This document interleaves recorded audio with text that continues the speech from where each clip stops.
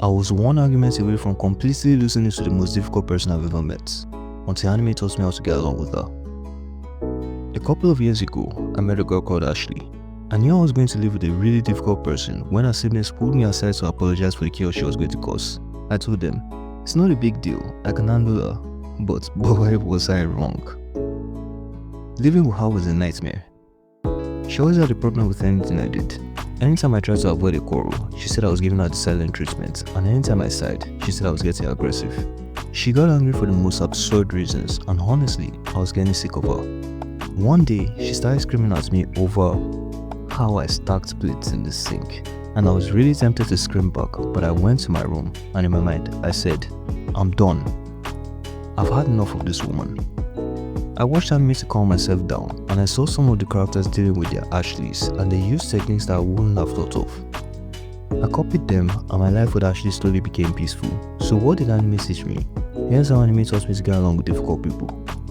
I stayed calm. My first lesson came from Violet Evergarden. There's this character, Dietfried, who always provoked and insulted Violet. Whenever they met, he called Violet a killing tool, and he always mocked her for choosing to be a ghostwriter, but she always stayed calm. Eventually, Dietfried would get tired and leave, and Violet simply went on with her day. Learning from that, I decided to stay calm whenever I'm interacting with difficult people, and trust me, it was hard. But I noticed that staying calm allowed me to do a couple of things.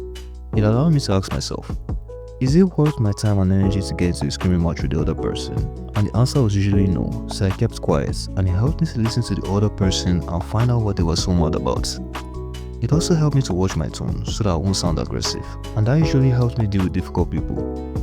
So if you're dealing with a difficult person, calm down.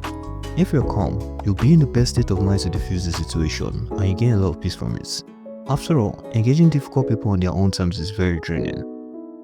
I hadn't taken care of the situation with Ashley, so I decided to empathize with her. Ashley was giving me the silent treatment, but I could feel the tension in the air when we were in the house. I could sense that she was waiting for me to do something that would get on her nerves, and I decided to avoid her, but after a while, I decided to be the bigger person and settle it. I went to Ashley's room and knocked, but I didn't get a response, so I knocked again, and she said, "What?" And I said, "Hey, is now a good time to talk?" And she said, "Come back in 10 minutes. I waited, and when we talked, I asked her, "Why were you so mad about the way I stacked the plates?" And then she said, "I like the plates, bowls, spoons, and other stuff to be stacked in a particular way." And then she described it, and then I said, "Yeah, it's a good arrangement. The kitchen will look very orderly this way." So I apologized, and I said, "I'll keep your arrangements in mind.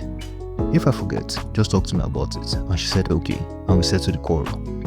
I learned this from Mob. Whenever he fought someone, he tried to keep his emotions in check and empathize with them. He turned most of his enemies into his friends. He became buds with Serizawa. He also became good friends with Teru. His cast fought on his side against the boss, and he settled his quarrel with Dimple in the same way.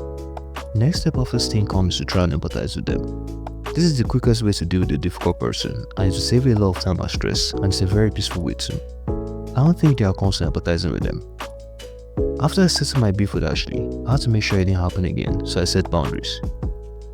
At the end of Violet Evergarden, Violet told Dietfried that she's not a tool, and she won't take orders anymore. The only thing she should do is to enjoy her life as a normal girl, like Gilbert truly wanted.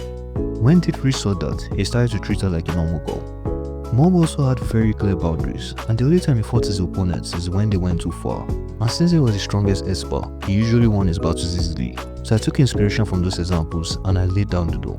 I said, "Ashley, we can live together peacefully, but the screaming stops. From now on, if we have a problem, talk to me with respect. If you break something or scream at me again, I will look for another roommate. This isn't a threat, it's a promise." She didn't argue, she just nodded her head. If you don't set boundaries, people will treat you with disrespect. So if you don't like being disrespected, make your boundaries clear. If the person disrespects them, cut the person off. So that's the way anime taught me to deal with Ashley. We lived together for 2 more years, and while it wasn't perfect, it was peaceful. She didn't give me a reason to kick her out. Thanks for watching. If this story helped you or was just fun to watch, please hit the like button and subscribe for more. And I'm really curious, outside of the topics I've covered on this channel, has anime helped you solve a real life problem? If it has, let me know in the comments. I read every single comment so we can start a discussion there. If you want to know how anime teaches you to deal with toxic friends, you can watch this video. Don't forget to take care of yourself, drink water, watch anime, and have fun. And I'll see you in the next video. Yane.